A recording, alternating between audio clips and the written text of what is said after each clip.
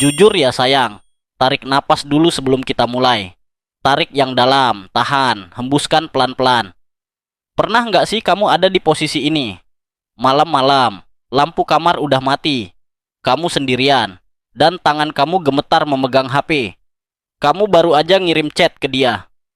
Padahal, 5 menit sebelumnya, kamu udah sumpah-sumpah sama diri sendiri. Kamu udah janji sama Tuhan. Kamu udah nangis di depan cermin bilang kalau kamu enggak akan menghubungi dia lagi. Kamu udah bilang, cukup, aku capek, aku mau berhenti. Tapi kemudian, rasa sepi itu datang menyelinap. Rasa cemas itu nyekek leher kamu pelan-pelan. Otak kamu mulai panik. Otak kamu mulai bisik-bisik alasan yang enggak masuk akal. Coba sapa dulu deh, siapa tahu dia udah berubah. Atau, aku cuma mau mastiin dia baik-baik aja kok. Atau yang paling parah, satu chat doang nggak bakal bikin harga diriku hancur kan? Dan ting, pesan terkirim, checklist 1, checklist 2 abu-abu, lalu biru, selamat datang di zona waras. Hari ini, di video ini, kita nggak akan cuman ngasih motivasi kosong yang bilang kamu pasti bisa. Basi, kita akan melakukan operasi bedah pada pikiranmu. Kita akan bongkar kenapa logikamu macet total di depan dia. Kita akan pelajari kenapa rasa sakit itu justru bikin nagih. Dan kita mulai hari pertama detox mentalmu. Kalau kamu udah capek jadi budak perasaan sendiri. Kalau kamu udah muak jadi opsi cadangan yang diambil pas butuh dan dibuang pas bosen. Tekan tombol subscribe itu sekarang. Anggap itu sebagai kontrak perjanjian sama diri sendiri. Bahwa mulai hari ini, detik ini, kamu memilih waras. Detik itu juga bukan lega yang kamu rasa, tapi penyesalan. Penyesalan yang datang kayak tsunami, menghantam dada kamu. Kamu merasa kecil, seukuran butiran debu. Kamu merasa murahan, dan yang paling menyakitkan, kamu merasa bodoh, sangat bodoh. Kamu menatap pantulan wajahmu di layar HP yang gelap, dan kamu mulai memaki diri sendiri. Lu kenapa sih? Kok nggak belajar-belajar? Dia itu udah nyakitin lu berkali-kali. Dia udah bikin lu nangis sampai mata bengkak. Dia udah bikin lu merasa nggak berharga. Kenapa lu masih ngemis perhatian ke orang yang sama? Apa lu sebego itu? Apa lu nggak punya harga diri? Kenapa lu nggak bisa tegas sedikit aja sama perasaan lu sendiri? Dan lingkaran setan itu berlanjut. Dia balas singkat. Kamu senang sesaat. Besoknya dia ngilang lagi.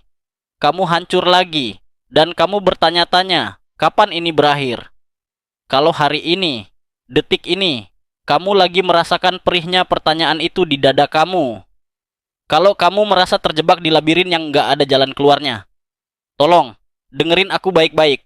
Aku mau bicara sama jiwa kamu yang lagi capek itu. Tatap mata aku lewat suara ini. Kamu, enggak, bodoh. Dengerin aku sekali lagi. Kamu, enggak, bodoh. Tolong berhenti memaki diri sendiri dengan kata-kata kasar itu. Berhenti menjadi musuh bagi dirimu sendiri. Dunia udah cukup jahat sama kamu. Jangan ditambahin lagi. Masalah sebenarnya yang sedang kamu hadapi sekarang jauh lebih rumit, jauh lebih dalam daripada sekadar kebodohan atau kurangnya logika. Apa yang sedang kamu alami sekarang punya nama ilmiah. Itu adalah kondisi psikologis yang nyata. Dan itu bisa dijelaskan secara medis. Kamu bukan lebay. Kamu bukan drama queen. Kamu lagi kecanduan pola. Ya, kamu nggak salah dengar. Kecanduan. Sama seperti orang yang kecanduan nikotin. Sama seperti orang yang kecanduan judi. Otak kamu sedang sakit karena pola hubungan yang beracun ini. Perjalanan ini nggak akan mudah. Mungkin akan terasa nggak nyaman, tapi aku janji, ini akan membebaskanmu. Bagian 1, bedah psikologi. Kenapa otakku rusak?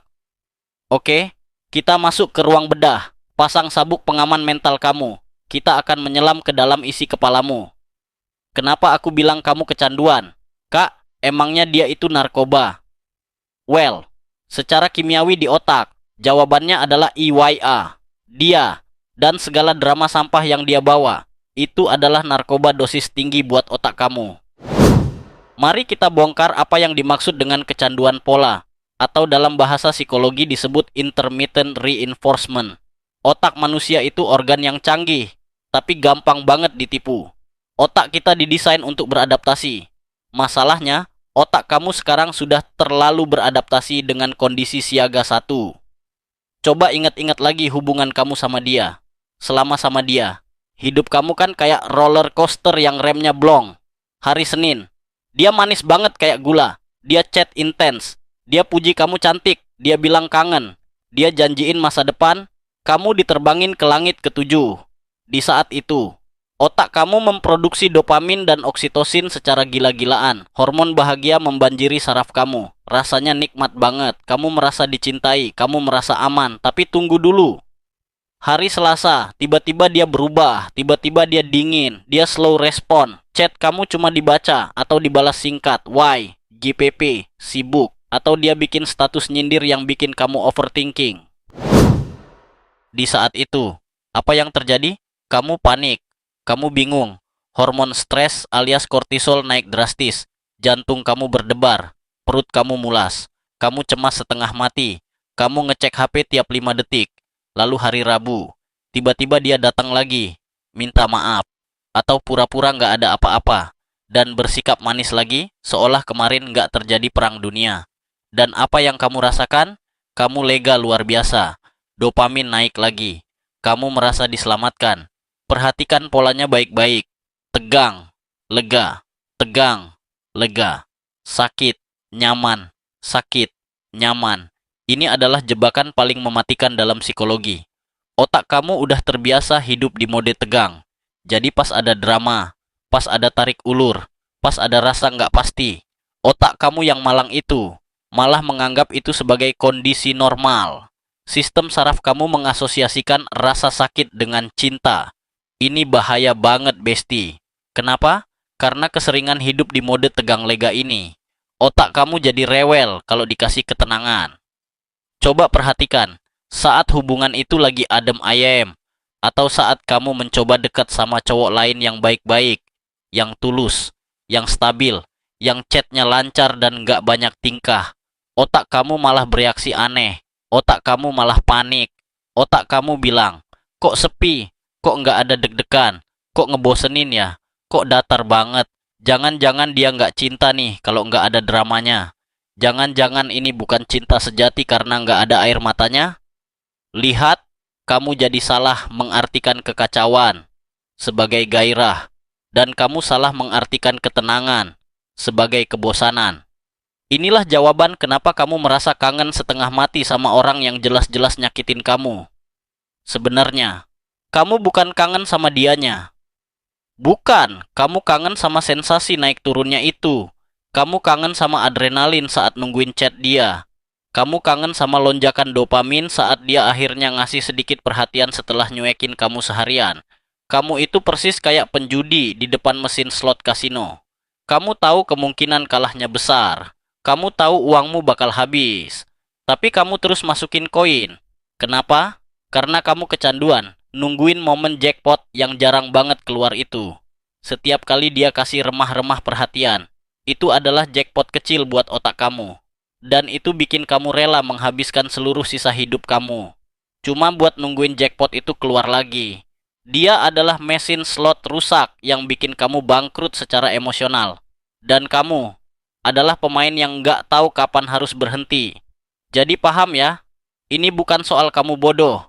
Ini soal sistem saraf dan kimia. Otak kamu yang udah dibajak sama pola toksik ini. Kamu sedang sakit, dan kita harus sembuhkan itu. Bagian 2, gambaran realita. Tapi, dengerin aku, tatap aku lagi.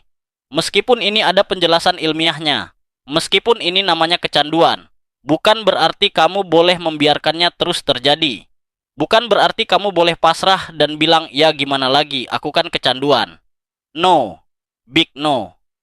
Paham kalau kamu kecanduan itu satu hal, itu diagnosa. Tapi kalau kamu tetap nyuntikin racun itu kena di kamu setiap hari, itu hal lain. Itu namanya bunuh diri pelan-pelan. Di sini aku mau tegas, pakai nada sayang, tapi tegas. Udah cukup kamu nyakitin diri sendiri segini jauh. Cukup kamu jadiin hati kamu keset kaki buat dia. Cukup kamu nuker air mata kamu sama perhatian dia yang cuma seiprit itu. Cukup kamu merendahkan standar kamu sampai ke lantai. Cuma biar dia nggak pergi. Cukup kamu kehilangan teman, kehilangan hobi, kehilangan senyum, cuma demi melayani ego satu orang yang bahkan nggak peduli kamu hidup atau mati. Kita harus mulai detoksnya hari ini. Dan langkah pertamanya adalah mengakui pola tanpa nyalahin diri. Stop bilang gue bego. Itu nggak membantu. Ganti kalimatnya jadi, oke, gue sadar gue lagi terjebak pola adiktif. Gue sadar otak gue lagi error. Dan gue sadar ini nyakitin gue. Gue mau berhenti. Sekarang, aku mau ajak kamu menyelam lebih dalam ke pertanyaan krusial. Ini pertanyaan yang bakal menampar logika kamu supaya bangun. Coba jawab ini. Dan jangan bohong sama diri sendiri. Yang kamu kejar itu dianya. Atau rasa akhirnya dipilih. Ayo kita bedah pertanyaan ini sampai ke akar. Kalau kamu bilang kamu cinta sama dia, berarti kamu cinta sama karakternya kan? Coba sebutkan karakter dia. Apakah kamu cinta sama karakter orang yang suka NGE ghosting? Apakah kamu cinta sama karakter orang yang manipulatif? Apakah kamu cinta sama orang yang pembohong? Apakah kamu cinta sama orang yang bikin kamu merasa enggak berharga setiap malam? Enggak kan? Logikanya enggak masuk akal. Kamu nggak mungkin cinta sama penyiksa kamu sendiri. Kemungkinan besar Besti, yang kamu cintai itu bukan dia yang sekarang. Yang kamu cintai adalah potensi dia. Kamu jatuh cinta sama khayalan di kepala kamu tentang siapa dia seharusnya. Kamu jatuh cinta sama versi dia di minggu pertama pacaran. Versi demo. Bukan versi full version yang penuh bug dan virus ini. Dan yang lebih parah, yang kamu kejar adalah validasi. Yang kamu kejar adalah rasa lega ketika seseorang yang tadinya nolak kamu, akhirnya memilih kamu. Itu bikin ego kamu naik sesaat. Itu bikin kamu merasa, oh, ternyata aku layak kok. Ternyata aku cukup bagus kok buat dia. Kamu menggunakan dia sebagai pengukur harga diri kamu. Kalau dia chat, kamu merasa berharga. Kalau dia cuek, kamu merasa sampah. Itu salah besar. Itu cara berpikir yang akan menghancurkanmu. Harga diri kamu itu mutlak. Nggak bisa naik turun cuma gara-gara jempol satu laki-laki. Coba tanya lagi ke hati kecilmu. Yang kamu tunggu itu chat dia. Atau rasa aku aman. Kalau ternyata yang kamu butuhkan adalah rasa aman. Kalau yang kamu cari adalah ketenangan. Berarti dengerin ini baik-baik. Fokus kita bukan cara bikin dia berubah. Fokus kita bukan cara bikin dia sadar. Fokus kita adalah cara bikin kamu pulih. Dia nggak akan pernah bisa kasih rasa aman itu. Mencari rasa aman di orang toksik. Itu kayak nyari air di padang pasir. Kamu bakal mati kehausan. Rasa aman itu harus kita bangun sendiri. Di dalam diri kamu. Bagian 3. Protokol detox hari 1. Oke, teorinya cukup. Kita udah bedah otaknya. Sekarang saatnya jahit lukanya dan mulai terapi. Ini hari pertama detox mental kamu. Aku kasih peringatan dulu. Seperti orang yang baru berhenti merokok atau berhenti alkohol. Hari-hari pertama pasti yang paling berat. Namanya withdrawal syndrome. Atau sakau. Sakaunya bakal parah. Rindunya bakal nyekek. Dada bakal sesak. Otak kamu bakal meronta minta jatah drama. Otak kamu bakal ngasih 1000 alasan buat ngechat dia. Kita butuh aturan main yang ketat. Kita butuh protokol keamanan. Siapin catatan, tempel di cermin, jadiin wallpaper HP. Aturan pertama, jangan berdebat dengan perasaan. Gunakan the 15-minute rule. Aturan 15 menit kalau kamu kangen. Bilang, oke aku kangen, tapi jangan jadikan kangen sebagai komando untuk kembali. Ingat mantra ini. Perasaan itu cuma data, bukan instruksi. Hanya karena kamu merasa lapar, nggak berarti kamu harus makan sampah kan? Hanya karena kamu kangen, nggak berarti kamu harus balik ke orang yang nyakitin kan? Saat rasa kangen atau keinginan impulsif ngechat itu datang, lakukan ini. 1. Berhenti. Jangan pegang HP. Taruh HP jauh-jauh. 2. Tarik napas dalam. Akui perasaannya. Ajak ngobrol rasa kangennya. Halo rasa kangen. Kamu datang lagi ya? Oke, aku rasain kamu ada di dada aku. Sakit sih, nyesek sih, tapi aku nggak akan mati cuma gara-gara kangen. Aku kuat menampung perasaan ini. 3. Pasang timer 15 menit. Bilang sama diri sendiri, aku boleh ngechat dia. Tapi tunggu 15 menit lagi. Nggak sekarang. 4, dalam 15 menit itu. Lakukan hal lain yang fisik, harus gerak, cuci piring, squat jam 20 kali, lari di tempat, mandi air dingin, teriak di bantal. Apapun yang mengalihkan fokus otak dan membuang energi cemas di badan, biasanya. Percaya deh, setelah 15 menit, gelombang tsunami perasaan itu udah lewat. Dan logika kamu udah mulai balik sedikit demi sedikit. Kamu bakal mikir, untung tadi nggak jadi ngechat. Aturan kedua, bedain kangen dan layak. Ini poin penting banget buat mindset stoik kita. Kangen itu perasaan, layak itu keputusan. Kamu harus bisa memisahkan dua hal ini di otak kamu. Kamu boleh kangen setengah mati sama dia. Kamu boleh nangis Bombay sambil dengerin lagu galau. Kamu boleh merasa kehilangan, itu manusiawi. Itu hak perasaan kamu. Validasi rasa sakit itu. Tapi, di saat yang bersamaan, logika kamu harus tetap tegak berdiri. Logika kamu adalah raja di kerajaan diri kamu.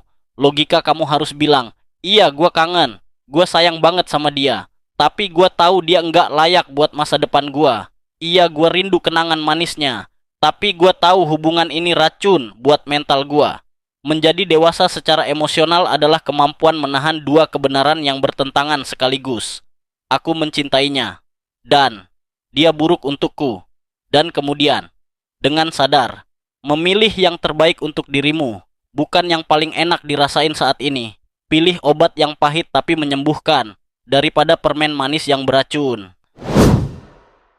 Aturan ketiga, buang sampah visual. Jangan persulit diri sendiri. Mute story dia, hide postingan dia, arsipkan chat dia. Jangan kepo, jangan stalking. Setiap kali kamu stalking, kamu lagi ngasih makan monster kecanduan di otak kamu. Buat dia kelaparan, biar monsternya mati. Bagian 4, penutup besti. Sahabatku yang sedang berjuang. Aku tahu ini berat, sumpah. Aku tahu rasanya. Aku nggak akan bohong, bilang ini gampang. Aku nggak akan bilang besok kamu langsung happy. Hari ini mungkin rasanya kayak neraka. Besok mungkin masih berat. Akan ada hari di mana kamu kepleset. Akan ada hari di mana kamu merasa lemah lagi dan pengen nyerah. It's okay. Itu bagian dari proses sembuh. Penyembuhan itu nggak garis lurus. Kadang naik, kadang turun. Jangan pukuli dirimu kalau kamu jatuh.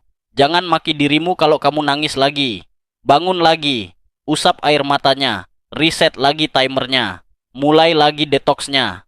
Ingat, kamu sedang melatih ulang otak kamu yang udah bertahun-tahun salah program. Butuh waktu, butuh kesabaran, butuh kasih sayang ke diri sendiri. Tapi percayalah sama satu hal ini. Rasa sakit karena detox ini adalah rasa sakit yang menyembuhkan. Ini kayak rasa perih saat alkohol dibasuh ke luka. Perih, tapi membersihkan. Beda sama rasa sakit saat kamu bertahan sama dia. Itu rasa sakit yang membusukkan. Itu rasa sakit yang bikin kamu mati perlahan. Kamu berharga. Dengerin aku. Kamu jauh lebih berharga daripada sekadar jadi opsi cadangan seseorang. Kamu jauh lebih mulia daripada jadi mainan ego seseorang. Kamu berhak dapat cinta yang tenang. Cinta yang nggak bikin kamu bingung. Cinta yang nggak bikin kamu mempertanyakan kewarasanmu sendiri. Ayo kita lalui proses ini bareng-bareng. Kamu nggak sendirian. Ada ribuan orang di komunitas ini yang juga lagi berjuang sama kayak kamu. Dan jangan lupa subscribe buat amunisi mental kamu tiap hari. Kita bangun komunitas laki-laki dan perempuan yang sehat mental dan emosional di sini. Kita saling jaga. Kita saling ingatkan. Ingat selalu pesan pamungkas dari aku. Simpan ini sebagai mantra kamu saat dunia lagi enggak bersahabat. Saat kamu merasa sendirian dan mau nyerah. Ucapkan ini dalam hati. Jaga akal sehat, jaga hati, dan tetap waras. Sampai ketemu di video selanjutnya di Zona Waras.